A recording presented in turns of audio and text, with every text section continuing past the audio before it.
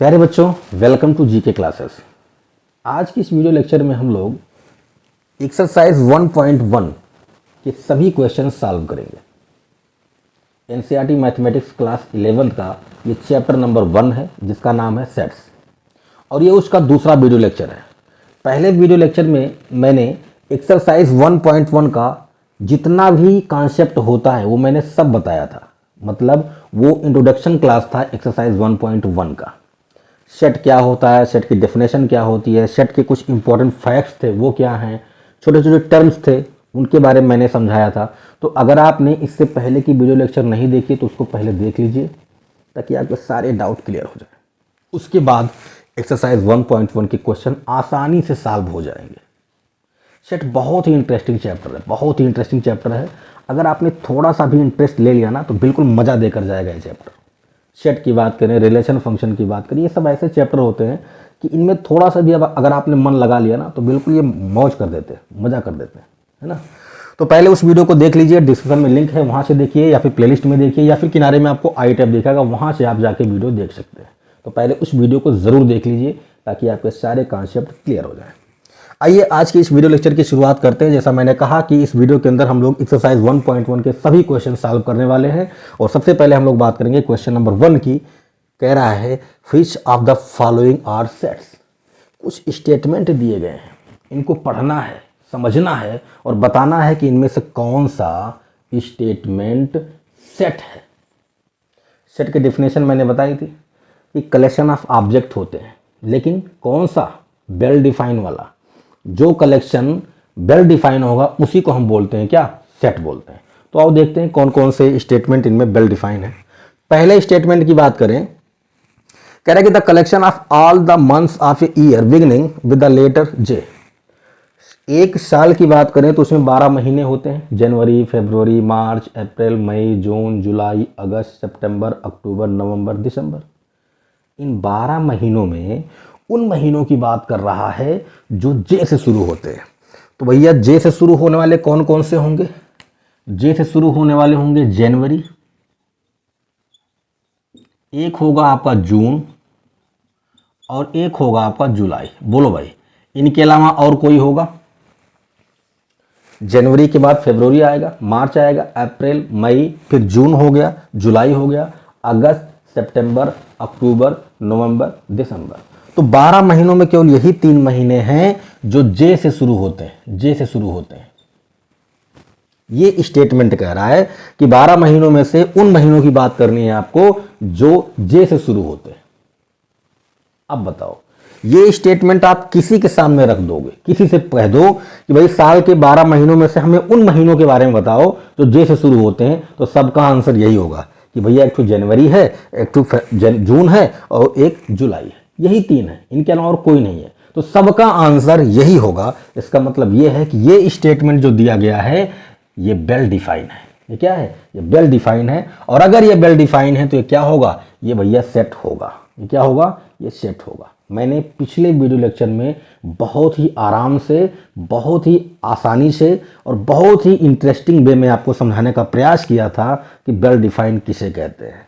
जिस बच्चे ने पहला वीडियो लेक्चर देखा है कोई भी डाउट नहीं होगा उसको, और जिसने नहीं देखा है उसको थोड़ा टाइम लगेगा। तो थोड़ा टाइम खर्चा मत करो, जाके वीडियो लेक्चर 1 देख लो। आओ दूसरे नंबर की बात करते हैं। कह रहे the collection of 10 most talented writers of India. आपको बताने हैं कि भाई भारत के, इंडिया के जो मोस्ट टैलेंटेड राइटर्स हैं उनका एक लिस्ट बनाना है, उसमें 10 लोगों को रखना है। जहां भी मोस्ट आएगा, जहां बेस्ट आएगा, जहां डेंजरस आएगा ना, उसको बिल्कुल आंख बंद करके कह देना ये सेट नहीं है। क्यों? क्योंकि सर्वश्रेष्ठ की बात कोई कर ही नहीं सकता, कोई भी नहीं कर सकता। हर दौर में, अलग अलग दौर में अलग अलग महान व्यक्तित्व आए हैं। एक दौर था सचिन, एक दौर आया विराट कोहली, बीच में एक दौर आया महेंद्र सिंह धोनी का, युवराज सिंह का, है ना। ये मैं प्लेयर्स का एग्जांपल दे रहा हूं। राइटर्स की बात करें, कालिदास, तुलसीदास, रहीमदास, कबीरदास, मीराबाई, है ना, मुंशी प्रेमचंद, दिनकर जी, ऐसे बहुत से राइटर हैं, बहुत से ऐसे कवि हैं। तो हमारे लिए अगर मोस्ट टैलेंटेड लोगों की लिस्ट बनानी हो तो हर व्यक्ति अलग अलग बनाएगा। मेरे लिस्ट में कुछ और लोग होंगे, आपके लिस्ट में कुछ और लोग होंगे, किसी और का लिस्ट में कुछ और लोग होंगे। तो अलग अलग लोग जब लिस्ट बनाएंगे ना, तो उनका लिस्ट एक जैसा हो ये ज़रूरी नहीं है। आप किसी से पूछ लो, मुझसे पूछोगे भाई आपके फेवरेट राइटर कौन है, तो मैं किसी और का नाम बताऊंगा। किसी और से पूछोगे तो किसी और का नाम बताएगा। तो कहने का कुल मतलब ये है कि जहां भी मोस्ट टैलेंटेड, बेस्ट, है ना, डेंजरस, ये सब चीजें जहां भी आए वहां पर सेट की बात नहीं की जा सकती। क्यों? क्योंकि वो स्टेटमेंट वेल डिफाइन है ही नहीं। तो यहां पर मोस्ट टैलेंटेड राइटर्स की अगर बात कर रहे हैं, आप 10 लोगों की लिस्ट बनवा रहे हैं, तो अलग अलग इंसान अलग अलग लिस्ट बनाएगा। तो यहां पर ये जो स्टेटमेंट है ये वेल डिफाइन नहीं है। इसका मतलब ये है कि ये आपका सेट नहीं होगा। सीधी सी बात है, ठीक है। आओ नेक्स्ट की बात करते हैं। ये team of 11 best cricket batsman of the world, फिर से आ गया बेस्ट। इसमें मोस्ट था, इसमें बेस्ट आ गया। भाई कह रहा है कि आप पूरी दुनिया के 11 ऐसे बल्लेबाजों का लिस्ट बनाओ जो महान हो। हाँ, बहुत मुश्किल काम है ना। हर व्यक्ति अलग अलग लिस्ट बनाएगा, अलग अलग प्लेयर्स की लिस्ट बनाएगा।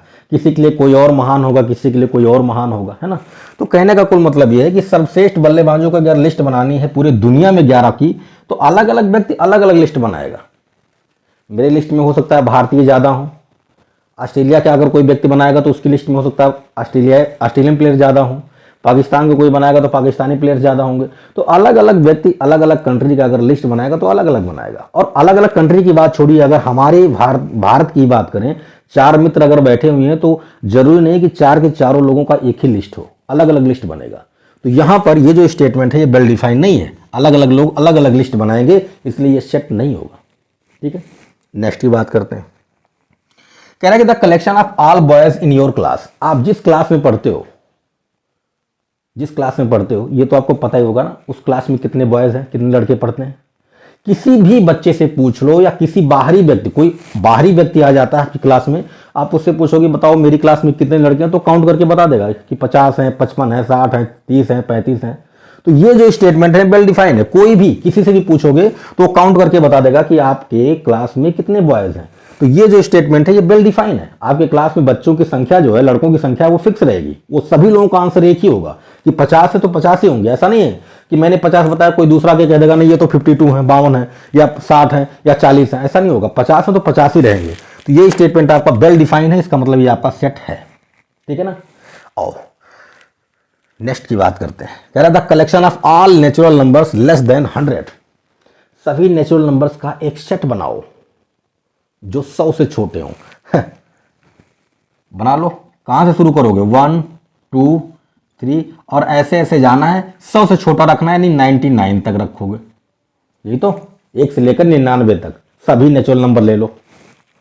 1 to 99 ऑल नेचुरल नंबर्स का एक सेट बनाओ, यही तो कह रहा है। अब बताओ मुझे कि किसी से भी पूछोगे, किसी से कह दो कि भाई नेचुरल नंबर का हमें एक कलेक्शन करना है, वो 100 से छोटे होने चाहिए, तो वो शुरू करेगा 1 से 1 2 3 4 5 कहां तक? 99 तक जाएगा। 100 नहीं ले सकता, क्यों? क्योंकि लेस देन 100 की बात कर रहा है, तो 100 नहीं लेगा, उससे कम ही लेगा। तो किसी से भी ये बात बोलोगे तो सबका आंसर यही होगा कि 1 से लेकर 99 तक आपको सभी नेचुरल नंबर्स लेने हैं। सबका आंसर एक होगा। इसका मतलब ये स्टेटमेंट जो है वो वेल डिफाइन है, मतलब ये आपका सेट है। ओके, आई होप आपको समझ में भी आ रहा होगा और मजा भी आ रहा होगा। बहुत ही इंटरेस्टिंग चैप्टर है, जितना आप मूड बना के पढ़ोगे ना उतना मूड बन जाएगा इसमें, है ना। आओ, एक collection of novels written by the writer Munshi Premchand. Munshi Premchand के जितने भी उपन्यास हैं उनकी एक लिस्ट बनानी है। और किसी से पूछोगे यार, गबन, गोदान, है ना, इन सब का लिस्ट बना देगा वो। भाई मुंशी प्रेमचंद जी ने जितने उपन्यास लिखे हैं वो सबको पता है, वही लिस्ट बनाएगा, उससे बाहर का लिस्ट नहीं बनाएगा। कोई दूसरा लाके नहीं रख देगा, कोई दूसरा उपन्यास लाके नहीं रख देगा कि भाई ये भी मुंशी प्रेमचंद ने लिखा। नहीं, मुंशी प्रेमचंद जी ने जितना भी लिखा है उतना ही लिखा है, उनका फिक्स है। 3 4 5 10 जो भी उपन्यास उन्होंने लिखे हैं वो फिक्स है, उनसे बाहर नहीं जाएगा लिस्ट बनाने। तो अगर किसी से आप पूछोगे भाई मुंशी प्रेमचंद जी के जो उपन्यास हैं वो कितने हैं, कौन कौन से हैं, तो आपको लिस्ट बना के देगा, गबन है, गोदान है, ऐसे ऐसे, है ना। तो ये जो स्टेटमेंट है ये वेल डिफाइन है। मुंशी प्रेमचंद जी ने जितने भी उपन्यास लिखे हैं वो फिक्स है, उन्हीं की लिस्ट बनाएगा, दूसरे की लिस्ट नहीं बनाएगा। तो ये आपका स्टेटमेंट वेल डिफाइन है, इसका मतलब ये आपका सेट होगा। बस आपको यही पकड़ना है कि वेल डिफाइन है कि नहीं है। और वेल डिफाइन का मतलब मैंने क्या समझाया था कि ऐसा एक स्टेटमेंट जिसके बारे में सभी लोगों की राय एक जैसी हो, सभी लोगों का आंसर एक जैसा हो, उसे बोलोगे क्या? Well define. चलो, the collection of all even integers. किसी से भी पूछोगे भाई इवन इंटीजर्स कौन है, तो 2 होगा, 4 होगा, 6 होगा, 8 होगा, यही तो होंगे। किसी से भी पूछ लो इवन इंटीजर तो सबका आंसर एक जैसा होगा। ये भी स्टेटमेंट आपका वेल डिफाइन है, मतलब ये भी आपका सेट है। ठीक है, नेक्स्ट की बात करें, कह रहा है the collection of questions in this chapter. ये जो चैप्टर आप पढ़ रहे हो सेट, इस चैप्टर में कितने क्वेश्चन हैं इस सबको पता है। बुक उठाएगा और पलट के काउंट कर लेगा कि भाई इसमें 120 क्वेश्चन है, 140 क्वेश्चन है, 100 क्वेश्चन है, वो काउंट कर लेगा, है ना, वो काउंट कर लेगा। तो ये फिक्स है, 100 क्वेश्चन है तो 101 नहीं हो सकते, सबका आंसर एक ही होगा कि भाई 100 क्वेश्चन है तो 100 क्वेश्चन ही रहेंगे। तो ये जो स्टेटमेंट है ये भी वेल डिफाइन है, ये आपका सेट होगा। अब आपको समझ में आ गया होगा वेल डिफाइन क्या होता है ना। लास्ट स्टेटमेंट की बात करें, कह रहा है कि ये collection of most dangerous animals of the world. एक एग्जांपल मैंने इसका दिया था पहले वीडियो लेक्चर में। डेंजरस एनिमल्स की बात कर रहा है। हम लोगों को शेर से डर लगता है, लेकिन कुछ लोग शेर को पालते हैं। कई कंट्री में शेर को, टाइगर को लोग पालतू जानवर बनाए हुए हैं। हमें सांप से डर लगता है, लेकिन कुछ लोग सांपों से खेलते हैं। तो भाई सीधी सी बात है, जहां भी ऐसे सेंटेंस आएंगे ना, मोस्ट डेंजरस, भाई सबके लिए ये चीजें नहीं होती हैं, ये सब पे लागू नहीं होती हैं। किसी को डर लगता है, किसी को नहीं लगता है। हो सकता है कि मैं अपनी लिस्ट में एक लिस्ट में सांप को रखूं कि मोस्ट डेंजरस है, कोई अपनी लिस्ट बनाता है उसमें सांप को नहीं रखता है क्योंकि उसके लिए वो खतरा नहीं है, उससे नहीं डरता है। तो सीधी सी बात है, ये स्टेटमेंट जो है ये वेल डिफाइंड नहीं है। अलग अलग लोगों की अलग अलग राय हो सकती है, अलग अलग आंसर हो सकता है, अलग अलग लिस्ट हो सकती है। तो ये स्टेटमेंट आपका वेल डिफाइंड नहीं है, इसलिए ये आपका सेट नहीं होगा। तो हमसे उसने पूछा था कि भाई which of the following are sets, इनमें कौन कौन से सेट हैं, कौन कौन सेट नहीं है। तो मैंने आपको समझा दिया भाई कौन कौन से सेट हैं। ये पहला वाला सेट है, चौथा वाला सेट है, पांचवा है, छठा है, सातवां है, आठवां है। ठीक है, दूसरा, तीसरा और 9 नंबर का स्टेटमेंट जो था आपका वो सेट नहीं डिफाइन करता। क्यों? क्योंकि वो वेल डिफाइंड नहीं है। ठीक है, तो ये आपका क्वेश्चन नंबर 1 था। आप चाहें तो स्क्रीनशॉट ले सकते हैं, अदरवाइज आगे बढ़ते हैं। तो प्यारे बच्चों, हम लोग क्वेश्चन नंबर 1 कर चुके हैं। बात करते हैं क्वेश्चन नंबर 2 की। कह रहा है कि लेट ए, एक सेट आपको दिया गया है, insert the appropriate symbol epsilon और epsilon not in the blank spaces. यहां पर कुछ आपको ऑप्शन दिए गए हैं, 1 2 3 4 5 6 है ना। इसमें बीच में ये जगह छोड़ी गई है, ये स्पेस छोड़ा गया है। आपको इसके अंदर या तो आप ये वाला या तो आप ये वाला, है ना, इसको एप्सिलॉन, इसको एप्सिलॉन नॉट पढ़ते हैं। और इसका मतलब क्या होता है, मैंने पिछले वीडियो लेक्चर में बताया था, इसका मतलब होता है बिलोंग्स टू, है ना, इसका मतलब होता है बिलोंग्स टू। और इसका होता है डज नॉट बिलोंग्स टू। क्या होता है भाई? Does not belongs to. ठीक है ना। तो इन दोनों को हमें इसमें क्या करना है, जिसमें जो फिट बैठेगा, जिसके लिए जो सही है उसको हम लोग इसमें बैठा देंगे। ठीक है, अब देखो पहला वाला है, कह रहा है कि 5 और इसके बीच में आपको एक सिंबल बैठाना है इन दोनों में से, या तो ये होगा या तो ये होगा। तो एक चीज बताओ, मैंने बताया था कि बिलोंग्स का मतलब क्या है कि ये जो 5 है ना, वो चेक करना है कि क्या वो इस सेट के अंदर है। अगर है तो ये रहेगा, और अगर नहीं है तो ये रहेगा। ठीक है, तो 5 की बात करें तो 5 इस वाले सेट में है। इसका मतलब यह है कि 5 जो है वो ए का एलिमेंट है। वो क्या है? वो ए का एलिमेंट है, मतलब 5 बिलोंग्स टू ए। ई वाला सिंबल यूज किया जाएगा।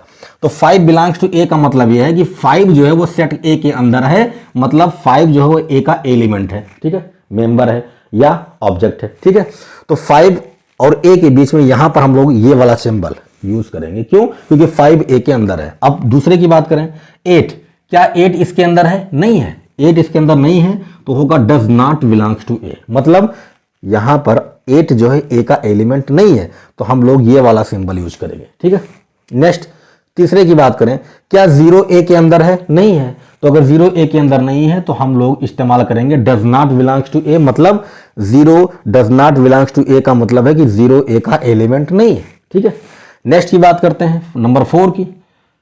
4 क्या इसके अंदर है? बिल्कुल 4 इसके अंदर है, तो 4 बिलोंग्स टू ए, मतलब 4 जो है ए का एलिमेंट है। ठीक है, नंबर 5 की बात करें, क्या 2 इसके अंदर है? बिल्कुल 2 इसके अंदर है, तो यहां भी हो जाएगा बिलोंग्स टू, है ना।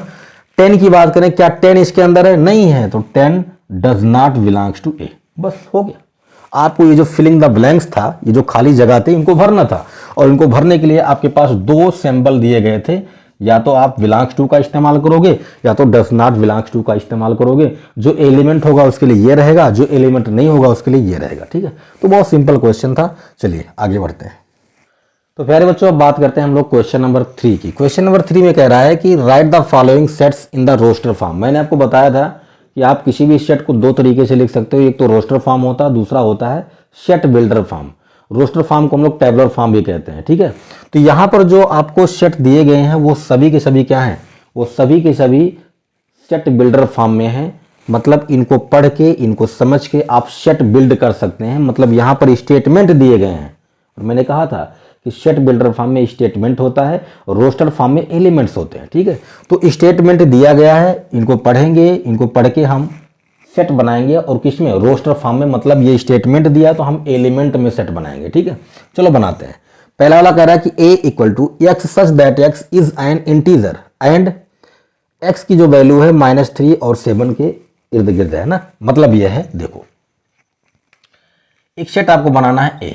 ठीक है, कह रहा है कि x such that x, x इस प्रकार है कि ये एक इंटीजर है। और कौन से इंटीजर लेने हैं आपको, -3 less than or equal to x less than 7। इसका मतलब क्या है, इसका मतलब सीधा सीधा है कि -3 जो है वो x के बराबर या x से छोटा है, x के बराबर या x से छोटा है।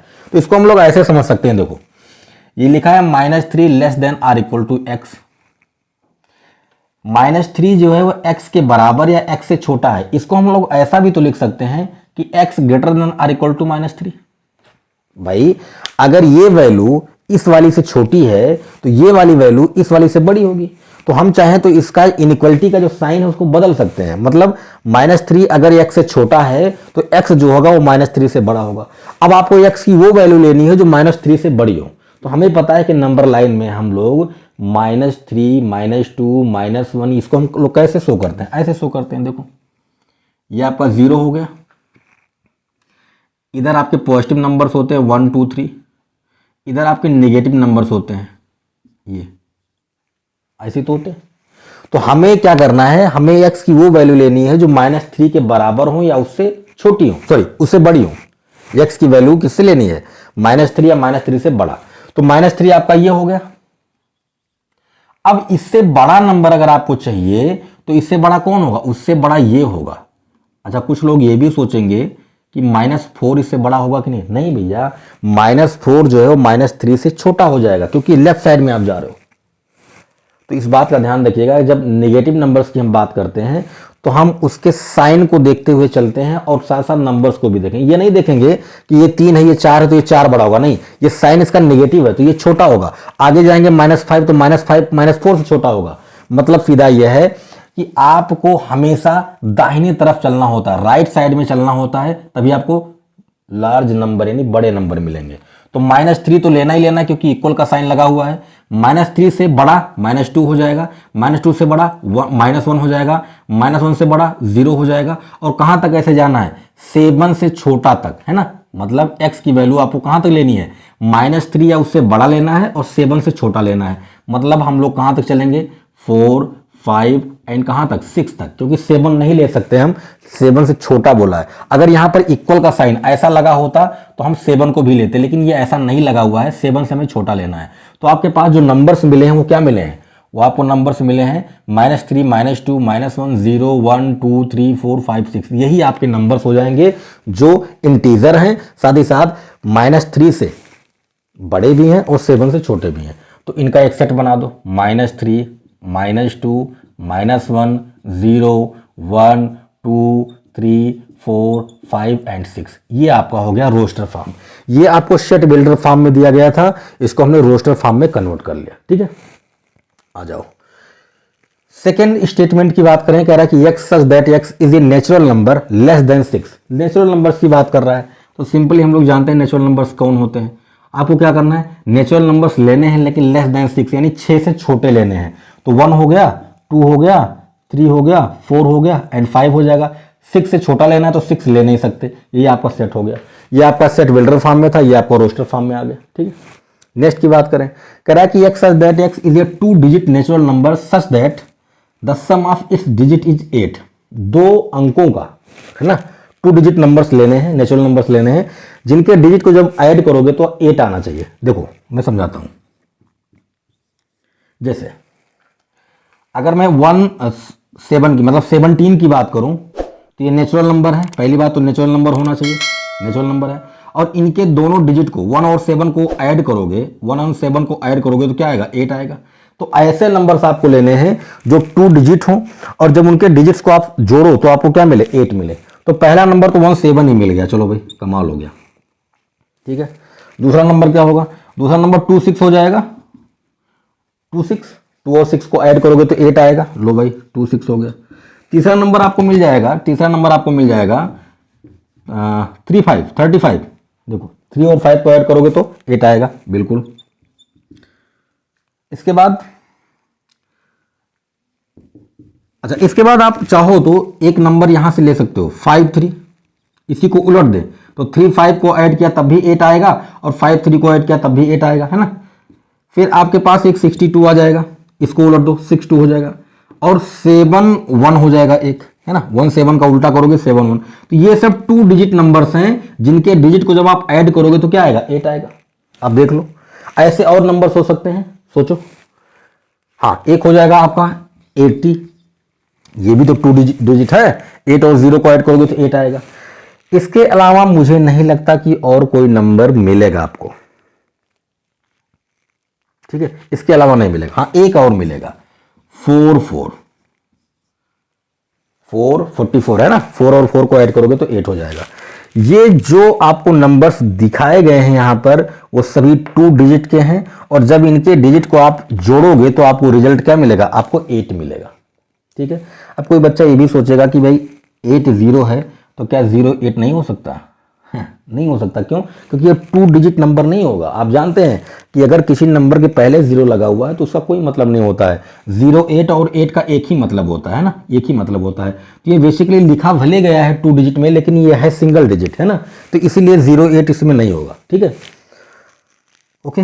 अच्छा, एक कोई और बच्चा सवाल कर सकता है क्या कि 1 7 था तो 7 1 लिख दिया, 2 6 था तो 6 2 लिख दिया, 3 5 था तो 5 3 लिख दिया, 4 4 है तो 4 4 का उल्टा भी लिखेंगे। भाई 4 4 का उल्टा लिखोगे, मान लो ये 4 4 है, इसका उल्टा करोगे तो 4 4 ही तो आएगा। और मैंने आपको बताया था कि सेट के अंदर एक एलिमेंट को 2 बार नहीं लिखा जाता है, तो 44 का अगर आप उल्टा भी करोगे तो 44 ही आएगा, तो उसको दोबारा लिखने की कोई जरूरत नहीं है क्योंकि सेट के अंदर एक एलिमेंट को 2 बार नहीं लिखा जाता है, ठीक है। तो ये आपका हो जाएगा सेट, जो आपको दिया गया था यहां पर सेट बिल्डर फॉर्म में, उसका हमने रोस्टर फॉर्म बना दिया, ठीक है।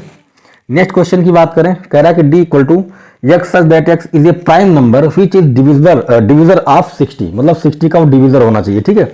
देखो भाई आप सिंपली ऐसे कर लो, 60 का आप फैक्टराइजेशन कर लो, है ना, तो 2 30 2 15 3 5 एंड 5 हो गया। तो 60 का जो आपने फैक्टराइजेशन किया उसमें आया 2 2 3 एंड 5, यही तो डिविजर होंगे। अब इनका आपको सेट बनाना है, सेट बनाना है तो बना लो, d इक्वल टू 2 को लिखो। अच्छा, एक बार 2 को लिख दिया तो इस 2 को लिखने की जरूरत नहीं, क्यों, क्योंकि सेट में एक एलिमेंट को 2 बार नहीं लिखते। फिर आ गया 3 और उसके बाद कौन है 5, ये आपका हो जाएगा रोस्टर फॉर्म।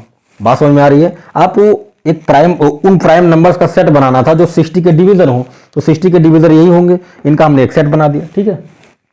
नेक्स्ट की बात करते हैं, क्या the set of all letters in the word trigonometry, है ना, इसका हमें एक सेट बनाना है तो सिंपली यहीं पर बना देते हैं, ई इक्वल टू क्या करना है, एक एलिमेंट को दोबारा नहीं लिखना, कॉमा लगाते हुए लिखते हुए चले जाओ। तो टी को लिख दिया, आर को लिख दिया, आई को लिख दिया, जी को लिख दिया, ओ को लिख दिया, एन को लिख दिया। अब फिर से ओ आ गया तो इस ओ को नहीं लिखेंगे, एम को लिख दिया, ई को लिख दिया, टी को एक बार लिख चुके हैं तो दोबारा नहीं लिखेंगे, आर को एक बार लिख चुके हैं दोबारा नहीं लिखेंगे, बस वाई को लिख दिया, ये हो गया आपका आंसर, ठीक है। और ऐसे ही आपका 6 पार्ट है, क्या the set of all letters in the word better. तो ये क्वेश्चन आप कर लीजिएगा, है ना, ये आपके लिए छोड़ रहे हैं, डू योर सेल्फ, ठीक है, एक पार्ट आप कर लीजिएगा। इसका आपको सेट बनाना, जैसे मैंने ट्रिग्नोमेट्री का बनाया था वैसे आप बेटर का बनाओगे, ठीक है। तो ये था आपका क्वेश्चन नंबर 3। आई होप आपको समझ भी आया होगा और मज़ा भी आया होगा, ठीक है। चलिए स्क्रीनशॉट लेना चाहें तो ले सकते हैं, अदरवाइज आगे बढ़ते हैं। तो प्यारे बच्चों हम लोग क्वेश्चन नंबर 3 तक सॉल्व कर चुके हैं। बात करते हैं क्वेश्चन नंबर 4 की। कह रहा है कि write the following sets in the set builder form. पिछले वाला प्रीवियस जो क्वेश्चन था उसमें आपको रोस्टर फॉर्म में दिया गया था, सॉरी सेट बिल्डर फॉर्म में दिया गया था, आपने रोस्टर में बनाया था। ये वाला रोस्टर में दिया गया है, इसको हम सेट बिल्डर फॉर्म में बनाएंगे। ठीक है, तो कैसे बनाना है देखो। पहला वाला कह रहा है कि 3, 6, 9, 12 है ना। अब थोड़ा सा इसमें पैटर्न पकड़ने का प्रयास करेंगे। ये स्टेटमेंट नहीं दिया गया, ये आपको एलिमेंट दिए गए। एलिमेंट को देख के हम एक स्टेटमेंट बनाएंगे। ठीक है, वो स्टेटमेंट वैलिड होना चाहिए जिसको देख के हम बात कह सकें कि हाँ भाई ये यही बात कह रहा है। ठीक है, देखो 3 है, 6 है, 9 है, 12 है। अब समझो बात को, 3 फिर 6 आया, फिर 9 आया, फिर 12 आया। अब इसको एक पैटर्न पकड़ो, 3, 3 1 जा 3, 3 2 जा 6, 3 3 जा 9, 3 4 जा 12। मतलब क्या हो रहा है, मतलब हम 3 में 1 का मल्टीप्लाई कर दें तो 3 आता है, 3 में अगर हम 2 का मल्टीप्लाई कर दें तो 6 आता है, 3 में अगर हम 3 का मल्टीप्लाई कर दें तो 9 आता है, 3 में अगर हम 4 का मल्टीप्लाई कर दें तो हमें 12 मिलता है। इसका मतलब यह हुआ कि जो पैटर्न बन रहा है उसमें 3 तो रहेगा ही, साथ ही साथ एक बार 1 से मल्टीप्लाई, फिर 2 से मल्टीप्लाई, फिर 3 से मल्टीप्लाई, फिर 4 से मल्टीप्लाई। ठीक है ना, इसका मतलब यह है कि जो सेट बनेगा, जो सेट यहां पर बनेगा, इसका जो सेट बिल्डर फॉर्म बनने वाला है उसमें एक चीज तो कॉमन है। वो चीज ये है कि हम बोलेंगे x such that x equal to, क्या बोलेंगे देखो ध्यान से, हम कह देते हैं 3 तो सब में है ना, 3 तो सब में है तो कह दिया। और यहां पर हम लिख देते हैं n। n क्या है, n तो नेचुरल नंबर है ना, n क्या है, n नेचुरल नंबर है। लो भाई n को हमने कह दिया n belongs to n। n का मतलब क्या, नेचुरल नंबर का सेट मैंने बताया था, तो n जो है वो नेचुरल नंबर है। साथ ही साथ n की वैल्यू क्या है, तो n की वैल्यू कभी 1 रहती है, फिर 2 रहती है, फिर 3 रहती है, फिर 4 रहती है। यही तो रहती है, यही तो रहती है। n की वैल्यू जो है वो 1 2 3 4 यही रहती है। तो हम सीधा सीधा लिख सकते हैं कि भाई n जो है वो नेचुरल नंबर है, और साथ ही साथ हम बोल सकते हैं एंड n जो है वो less than or equal to 4 है। मतलब यह है कि आप n की वैल्यू या तो 4 लेंगे, या तो उससे छोटा 3 लेंगे, या तो 2 लेंगे, या तो 1 लेंगे। 0 ले नहीं सकते, क्यों, क्योंकि n नेचुरल नंबर है। तो ये आपका एक स्टेटमेंट बिल्ड हो गया, ये बन गया स्टेटमेंट, है ना। इसको देख के हम ये कह सकते हैं कि जब हम n की वैल्यू 1 रखेंगे तो 3 मिलेगा, 2 रखेंगे तो 6 मिलेगा, 3 रखेंगे तो 9 मिलेगा, 4 रखेंगे तो 12 मिलेगा। 5 रख नहीं सकते क्योंकि हमने कंडीशन लगा दिया कि n की value less than or equal to 4 होनी चाहिए, 4 हो या 4 से छोटी हो। ठीक है, बन गया। तो ये हमको रोस्टर फॉर्म में दिया था, इसका हमने क्या बना दिया, इसका हमने बना दिया सेट बिल्डर फॉर्म। कितना आसान है, बस पैटर्न आपको समझना है। ठीक है, चलो दूसरे वाले की बात करते हैं। लिखा है 2 4 8 6 32 है ना। अब पैटर्न समझो, पहले लिखा कितना 2, फिर लिखा कितना 4, फिर लिखा कितना 8, फिर लिखा कितना 16, फिर लिखा कितना 32 है ना। अब बात को समझो, बात को समझो। एक चीज बताना मुझे, अगर मैं कह दूं 2 पावर 1 तो 2 पावर 1 की वैल्यू क्या होगी, 2 होगी, सीधी सी बात है। अगर मैं कह दूं 2 पावर 2 तो 2 पावर 2 का मतलब क्या, 4 ही तो होगा। अगर मैं कह दूं 2 पावर 3 तो 2 का 3 बार मल्टीप्लाई करना है तो 8 आएगा। 2 पावर 4 कह दूं तो 16 आएगा, बिल्कुल आएगा। और 2 पावर 5 कह दूं तो 32 आएगा। तो बन गया पैटर्न। तो 2 2 2 तो है ही, और पावर में कौन चल रहा है, एक बार 1 है, फिर 2 है, फिर 3 है, फिर 4 है, फिर 5 है। इसका मतलब यह है कि हम अगर इसका सेट बिल्डर फॉर्म बनाएंगे तो कुछ इस तरह लिखेंगे, x such that x equal to 2 power n। ठीक है, और क्या, n जो है आपका वो नेचुरल नंबर है, क्यों, 1 2 3 4 5 नेचुरल नंबर है। 2 तो रहेगा ही सब में, बस पावर वाली वैल्यू बदलती रहेगी। और यहां पर लिख देंगे क्या, एंड n जो है वो less than or equal to 5 है।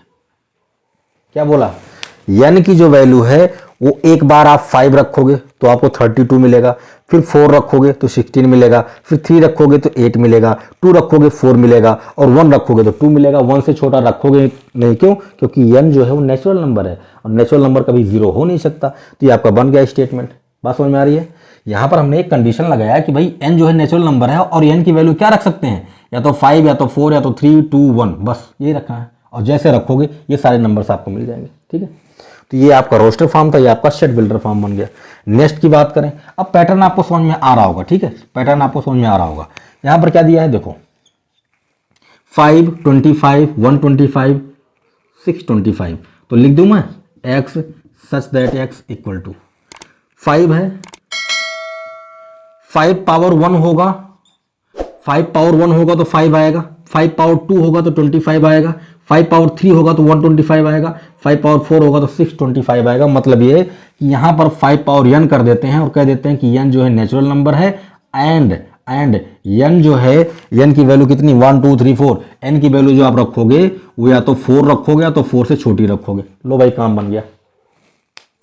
जब आप n की वैल्यू 4 रखोगे तो ये मिलेगा, जब 3 रखोगे तो ये मिलेगा, जब 2 रखोगे तो ये मिलेगा, जब 1 रखोगे तो ये मिलेगा। तो ये आपका सेट बिल्डर फॉर्म बन गया, जैसे ये था वैसे ये, ठीक है। अच्छा अब देखो, अच्छा इसको ये जो आपको मैंने n less than or equal to 4, n less than or equal to 5, n less than or equal to 4 लिखा, इसको आप इस तरह से भी तो लिख सकते हैं। इसको अगर आप चाहें तो इस तरह से भी लिख सकते हैं, इस तरह से भी। इसी को हम चाहें तो ऐसा भी लिख सकते हैं कि 1 n की वैल्यू जो है 1 और 4, 1 से शुरू होगी 4 तक जाएगी, ठीक है। 1 रखेंगे, 2 रखेंगे, 3 रखेंगे, 4 रखेंगे, ठीक है। तो चाहें तो आप इसको ऐसा भी लिख सकते हैं, लेकिन ऐसा लिखने की जरूरत हमें इसलिए नहीं है क्योंकि नेचुरल नंबर है, और नेचुरल नंबर में हम जानते हैं 0 होता नहीं है, शुरुआत उसकी 1 से ही होगी, शुरुआत उसकी 1 से होगी। तो 1 से अगर शुरू कर रहे हो आप तो इसको दिखाने की जरूरत नहीं है, आप बस इतना बता दो कि कहां तक आपको जाना है। तो आपको कहां तक जाना है, 4 तक जाना है, तो बस 4 तक पहुंच गए, ठीक है। आ जाओ नेक्स्ट की बात करते हैं। 2 4 6 आगे 8 आएगा, फिर 10 आएगा, फिर 12 आएगा। ये तो सिंपल है, इसमें तो कुछ करना नहीं है। कह देंगे x that x is N even natural number, natural, बस ये तो इवन नेचुरल नंबर है ना, ये तो इवन नेचुरल नंबर है, तो इसमें कुछ करना ही नहीं था। नंबर 5 की बात करते हैं। यहाँ 1 है, फिर 4 है, फिर 9 है, फिर ऐसे आएगा आगे 16 आएगा, फिर 25 आएगा। आप ध्यान से देखो, ध्यान से देखो तो ये क्या है, ये 1 का स्क्वायर 1, 2 का स्क्वायर 4, 3 का स्क्वायर 9, आगे 4 का स्क्वायर 16, फिर आगे 5 का स्क्वायर 25, कुछ इस तरह से चल रहा है। मतलब ये 1 का स्क्वायर, 2 का स्क्वायर, 3 का स्क्वायर, 4 का स्क्वायर, 5 का स्क्वायर, ऐसे ऐसे कहाँ तक, लास्ट में 100 है तो ये 10 का स्क्वायर जाएगा। मतलब कुछ ही ऐसे रहेगा, 1 स्क्वायर, 2 स्क्वायर, 3 स्क्वायर, 4 स्क्वायर और कहाँ तक, 10 स्क्वायर तक, यही तक। तो इसी को आपको बनाना है रोस्टर फॉर्म में, तो बना दो, कोई दिक्कत नहीं है। सॉरी, इसको सेट बिल्डर फॉर्म में बनाना है, ठीक है, तो बना देते हैं। देखो x such that x equal to, क्या करेंगे भाई, देखो n पावर 2, क्या कर दिया, n पावर 2 कर दिया, और यहां पर बोल देते हैं कि n जो है नेचुरल नंबर है and n less than or equal to 10। आप चाहें तो इसको ऐसा भी लिख सकते हैं, 1 less than or equal to n less than or equal to 10, ठीक है। इसको ऐसा भी लिख सकते हैं, लेकिन ऐसा लिखने की जरूरत नहीं। मैं बार बार बोल रहा हूं, जब नेचुरल नंबर की बात आएगी तो 1 को दिखाने की जरूरत नहीं है, शुरुआत ही 1 से होगी, ठीक है। चलो अब इसका मतलब समझ में आ रहा है आपको। जब आप n की वैल्यू 1 रखोगे ना तो 1 का स्क्वायर कितना मिलेगा, 1 मिलेगा। जब n की वैल्यू 2 रखोगे, 2 का स्क्वायर 4 मिलेगा। जब 3 रखोगे, 3 का स्क्वायर 9 मिलेगा। 4 रखोगे, 4 का स्क्वायर 16 मिलेगा। 5 रखोगे, 5 का स्क्वायर 25 मिलेगा। ऐसे ऐसे जब यहाँ 10 रखोगे, 10 का स्क्वायर 100 मिलेगा, ठीक है। तो इसलिए कहा कि n की वैल्यू जो होगी 10 या 10 से छोटी होगी, ठीक है। तो ये आपका रोस्टर फॉर्म था, ये आपका बन गया सेट बिल्डर फॉर्म, ठीक है। तो ये आपका था क्वेश्चन नंबर 4। आई होप आप समझ गए होंगे कि रोस्टर से हम लोग सेट बिल्डर फॉर्म कैसे बनाते हैं, ठीक है। बस पैटर्न आपको समझना है, पैटर्न अगर आपको समझ में आ गया तो काम बन गया, ठीक है। चलिए आगे बढ़ते हैं। तो प्यारे बच्चों, अब बात करते हैं हम लोग क्वेश्चन नंबर 5 की। क्वेश्चन नंबर 5 में कह रहा है कि list all the elements of the following sets. एक तरीके से ये जो आपको कुछ स्टेटमेंट दिए गए हैं ये सेट बिल्डर फॉर्म में है ना, इनको हमें समझना है और इनको समझ करके हमें क्या करना है, इनको एलिमेंट फॉर्म में बनाना है ना। List all the elements of the following sets, मतलब ये सेट बिल्डर फॉर्म में है, इनको हम रोस्टर फॉर्म में बनाएंगे। सीधा सा मतलब यही है ना, सेट को, स्टेटमेंट को पढ़ना है और एलिमेंट फॉर्म में बना देना है, ठीक है। तो चलो बनाते हैं। पहला कह रहा है कि a equal to x such that x is an odd natural number. आपको नेचुरल नंबर का सेट बनाना है, कैसे, ऑड नंबर वाले, ठीक है। तो बना दो, कोई दिक्कत नहीं है। तो इसको हम लिख देंगे a इक्वल टू क्या, ऑड नंबर वाले हैं तो 1 आएगा, फिर 3 आएगा, फिर 5 आएगा, फिर 7 आएगा, फिर 9 आएगा, फिर 11 आएगा, और इस तरह से आप बनाते हुए चले जाओगे। ठीक है, बस हो गया भाई। आपको नेचुरल नंबर का सेट बनाना है, और कैसे नेचुरल नंबर ऑड वाले होने चाहिए, तो बना दिया हमने। ठीक है, अब ये कहाँ तक जाएगा, जहाँ तक मर्जी वहाँ तक ले लो। ठीक है, दूसरे की बात करें, कह रहा कि x such that x is an integer. ठीक है, इंटीजर का सेट बनाना है, बना देंगे, कोई दिक्कत नहीं है। इंटीजर के बारे में मैंने आपको बताया था कि इंटीजर में जीरो भी होता है, पॉजिटिव भी होते हैं, नेगेटिव भी होते हैं। बस ध्यान रखना डेसिमल वाले नहीं होते हैं, डेसिमल वाले नंबर इंटीजर नहीं होते। ठीक है, तो कह रहा है कि -1/2 less than x less than 9/2। मतलब ये इसका ये है कि -1/2 जो है x से छोटा है। इसका मतलब ये है कि हम चाहें तो इसको ऐसा भी लिख सकते हैं कि x ग्रेटर देन -1/2। x की जो वैल्यू होगी -1/2 से बड़ी होगी। तो चलो नंबर लाइन बना लो, ये 0 है, ये -1 है, ये -2 है, ये 1 है, ये 2 है। ठीक है, अब -1/2 कहाँ होगा, यही कहीं होगा, यही तो होगा -1/2। -1 से पहले होगा, बिल्कुल बीचों बीच। कह रहा है कि x की जो वैल्यू है -1/2 से बड़ी है। तो बड़ी के लिए मैंने क्या बताया था, हमेशा आप राइट साइड में चलोगे। किसी भी नंबर की बात करेगा उसके दाहिने साइड में चलते जाओ, आपको बड़ी नंबर मिलती जाएंगी। तो -1/2 से बड़ा कौन है, 0 होगा। क्यों, क्योंकि ये इंटीजर है, इंटीजर की बात कर रहा है ना, इंटीजर की बात कर रहा है। तो -1/2 से बड़ा इंटीजर 0 हो गया, 1 हो गया, 2 हो गया। मतलब यह है कि आपको इधर नहीं जाना, लेफ्ट साइड में नहीं जाना, -1/2 से राइट साइड में जाना है, और राइट साइड में पहला इंटीजर आपको 0 मिलेगा। ठीक है, ये बात क्लियर हो गई। अब कहां तक जाना है, x less than 9/2, x less than 9/2। 9/2 का क्या मतलब होता है, 9/2 का मतलब होता है 4.5। अब इसी नंबर लाइन में अगर आप आगे बढ़ते तो 1 के बाद 2 आता, फिर 3 आता, फिर 4 आता, फिर 5 आता, और 4 और 5 के बीच में यहां कहीं पर आपका आता 9/2, है ना। 4.5 क्या होगा, 9/2 यही आएगा। तो आपको इंटीजर लेना है, और 4.5 इंटीजर नहीं है। इसका मतलब यह है कि हम 4.5 की बात नहीं करेंगे, इसकी बात नहीं करेंगे, 9/2 की बात नहीं करेंगे, -1/2 की बात नहीं करेंगे। तो -1/2 और 9/2 के बीच में जितने भी इंटीजर होंगे सबको ले लेना है। ठीक है, तो ले लो। -1/2 से बड़ा 0 होगा, 1 होगा, 2 होगा, 3 होगा, 4 होगा, और 9/2 से छोटा लेना है, मतलब 4.5 से छोटा लेना है। तो इससे छोटा तो 4 ही होगा, है ना, इससे छोटा 4 ही होगा। तो इसका मतलब ये हुआ कि आपको जो नंबर्स मिले हैं, वो पहला नंबर मिला 0, फिर मिला 1, फिर मिला 2, फिर मिला 3, फिर मिला 4 से आगे जाना नहीं है। क्यों, क्योंकि आपको जो कंडीशन दिया गया वो कह रहा है कि x की वैल्यू 9/2 से छोटी होनी चाहिए, मतलब 4.5 से छोटी होनी चाहिए। और 4.5 से छोटा इंटीजर कौन होगा, 4 ही तो होगा। तो बस 4 तक जाना है, ये आपका हो गया। ठीक है, ये चीज आपको समझ में आई। x की वैल्यू -1/2 से बड़ी और 9/2 से छोटी रखनी थी। तो -1/2 से बड़ी होंगी 0, 1, 2, 3, 4, और 9/2 से छोटा कौन होगा, 4, 3, 2, 1, 0। ठीक, तो मतलब इनके बीच में रखना था, तो हमने निकाल लिया। ठीक है, तीसरे वाले पार्ट की बात करें तो कह रहा है c = x such that x is an integer. x क्या है, एक इंटीजर है, जबकि ये कंडीशन आपको दिया गया, मतलब x की आप वो वैल्यूज रखोगे जो इस कंडीशन को सेटिस्फाई करें। तो कंडीशन क्या है, x² लेस देन r = 4। आपको x की वो वैल्यू लेनी है, यहां पर रखोगे, रखने के बाद वो या तो 4 आ जाए तो 4 से छोटी आ जाए। ठीक है, यही होगा। तो देखो भाई कौन कौन सी वैल्यूज रख सकते हो, देखना। x की प्लेस पर अगर मैं 0 रख दूं, x की जगह पर अगर मैं 0 रखूं, तो 0 का स्क्वायर करोगे क्या आएगा, 0 का स्क्वायर 0 ही आएगा, और 0 क्या है, 4 से छोटा है। इसका मतलब हम x की वैल्यू 0 ले सकते हैं। आप चाहो तो x की वैल्यू 1 रख दो, 1 का स्क्वायर करोगे 1 आएगा, और 1 4 से छोटा है। ठीक है, तो 1 भी ले सकते हैं। आप चाहे 2 ले सकते हैं, 2 का स्क्वायर करोगे 4 होगा, और 4 जो है वो 4 के इक्वल है। 4 यहां पर इक्वल का भी साइन है ना, मतलब x की वैल्यू आपको वो लेनी है जिसको रखने के बाद या तो वो 4 आ जाए तो 4 से छोटा रहे। तो यहां पर 4 आ गया। अब देखो इंटीजर की बात कर रहा है, तो इंटीजर में नेगेटिव वाले भी होते हैं। तो आप चाहो तो -1 भी ले सकते हो। जब -1 रखोगे तो -1 का स्क्वायर 1 ही आएगा। लो भाई ये कंडीशन आ गई। फिर -2 भी ले सकते हो आप। जब -2 रखोगे तो -2 का स्क्वायर 4 होगा, ये कंडीशन आ गई। तो मतलब ये है कि हम x की ये वैल्यूज रख सकते हैं इस कंडीशन के लिए, इस कंडीशन के लिए ये वैल्यूज हम इस्तेमाल कर सकते हैं। तो बना देते हैं -2, -1, 0, 1 एंड 2। इनके अलावा और कोई भी नंबर रखोगे, अगर आप सोच रहे हो कि 3 रख दें, तो जैसे आप 3 रखोगे, 3 का स्क्वायर हो गया 9, और 9 जो होता है वो 4 से बड़ा होता है। तो ये कंडीशन जो यहाँ पर दी गई थी ये फेल हो जाएगी, ये फेल हो जाएगी। इसलिए हम -2 को रख सकते हैं, -1 को रख सकते हैं, 0 को रख सकते हैं, 1 को रख सकते हैं, 2 को रख सकते हो। 3 के बारे में नहीं सोच सकते, क्योंकि अगर आपने यहाँ पर 3 रखा तो ये कंडीशन फेल हो जाएगी। ठीक है, तो ये हो गया।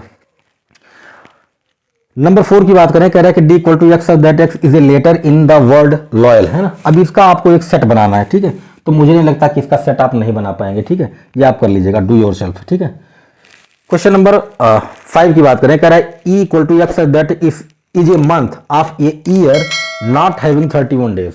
आपको जो एक साल के 12 महीने होते हैं उनमें से उन महीनों की बात करनी है, उन मंथ्स की बात करनी है जिसमें 31 डेज नहीं होते हैं। जैसे आपका फरवरी हो गया, इसमें 28 या 29 दिन होते हैं। तो आपको ऐसे मंथ्स का एक सेट बनाना है जिनमें 31 डेज नहीं होते हैं। तो ये भी आप कर सकते हो, है ना, डू योर सेल्फ कर सकते हो। नंबर 6 की बात करें, कह रहा है F equal to x that x is a consonant in the English alphabet which precedes K. आपको इंग्लिश अल्फाबेट के वो कॉन्सोनेंट लेने हैं, वो कॉन्सोनेंट लेने हैं जो के से पहले आते हो। तो बना देते हैं, कोई दिक्कत नहीं है। देखो, कॉन्सोनेंट की बात कर रहा है तो ए को तो ले नहीं सकते क्योंकि ए तो वॉवेल हो जाएगा। तो ए के बाद आता है बी, फिर हो गया सी, डी। ई को ले नहीं सकते क्योंकि ई जो आपका वॉवेल है। एफ हो गया, फिर जी हो गया, फिर एच हो गया। आई को लेना नहीं क्योंकि वॉवेल हो जाएगा। आई के बाद कौन, जे, और जे के बाद कौन आएगा, के। तो के से पहले लेना था, ये हमने ले लिया, ये हो जाएगा। ठीक है, तो ये आपका क्वेश्चन नंबर 5 था। इसमें 2 क्वेश्चन मैंने आपके लिए छोड़ा है, पार्ट नंबर 4 एंड 5, है ना।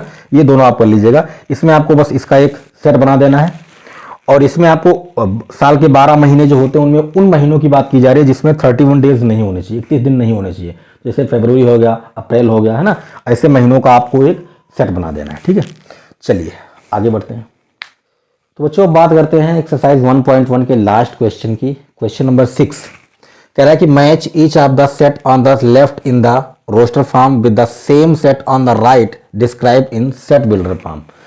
तो मैचिंग आपने कराया होगा, छोटी क्लासेस से हम लोग मैचिंग कराते हुए आ रहे हैं ना। इधर आपको रोस्टर फॉर्म में दिया गया, इधर आपको सेट बिल्डर फॉर्म में दिया गया। बताना है कि कौन सा रोस्टर फॉर्म कौन से सेट बिल्डर फॉर्म के साथ मैच करेगा। ठीक है, पहला है 1 2 3 6। अब उधर देखो क्या इस वाले रोस्टर फॉर्म से कोई मैच कर रहा है। तो पहला है कि x that x is a prime number and A divisor of 6। तो एक्स जो है प्राइम नंबर है और 6 का क्या है, डिविजर है। ठीक है, तो 6 का डिविजर जो होगा वो 2 और 3 होगा, है ना, 2 और 3 होगा। तो ये तो इसके साथ जाएगा, सीधी सी बात है। 6 के डिविजर कौन कौन से है, 2 3।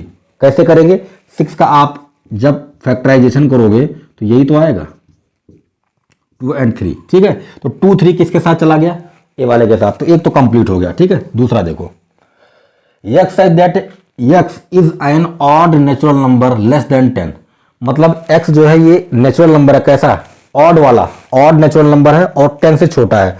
तो 10 से छोटे में देखो 1 3 5 7 9, ये सब क्या है, नेचुरल नंबर है और ऑड वाले हैं और 10 से छोटे हैं। तो आपका जो 4 नंबर है वो तो जाएगा किसके साथ, बी के साथ। ठीक है, ये 4 नंबर बी के साथ जाएगा। मैथमेटिक्स देखो, यहां पर मैथमेटिक्स है, यहां पर है, तो ये सीधी सी बात है, ये इसके साथ चला गया, कोई दिक्कत वाली बात नहीं। और बचा है केवल फर्स्ट वाला और ये सी वाला, x such that x is a natural number and divisor of 6। Natural number भी होना चाहिए और 6 का डिविजर भी होना चाहिए। तो भैया सीधी सी बात है, पहला आपका आएगा सी के साथ। ठीक है, तो प्यारे बच्चों ये था एक्सरसाइज 1.1 जो हम लोगों ने फिनिश कर दिया। अगर आपको इस एक्सरसाइज में कोई भी प्रॉब्लम आई हो तो कमेंट करके आप पूछ सकते हैं। हालांकि कोई प्रॉब्लम होनी नहीं चाहिए, अगर कोई प्रॉब्लम होती है तो इसका पहला वीडियो जो इंट्रोडक्शन वीडियो था एक्सरसाइज 1.1 का, उसको ज़रूर देखें। उसको देख लोगे तो कोई डाउट आपके पास नहीं रह जाएगी, सारी डाउट क्लियर हो जाएगी। ठीक है, तो चलिए मिलते हैं नेक्स्ट वीडियो में। और वीडियो को अच्छा लगा कमेंट करके बताओ, लाइक करो, शेयर करो, और चैनल पर नए हो तो सब्सक्राइब कर दो, बेल आइकन को प्रेस कर दो, ऑल पर क्लिक कर दो ताकि रोज़ वीडियोज़ आपको मिलती रहें। ठीक है, चलो मिलते हैं नेक्स्ट वीडियो में नेक्स्ट टॉपिक के साथ। अपना ख्याल रखो और पढ़ते रहो।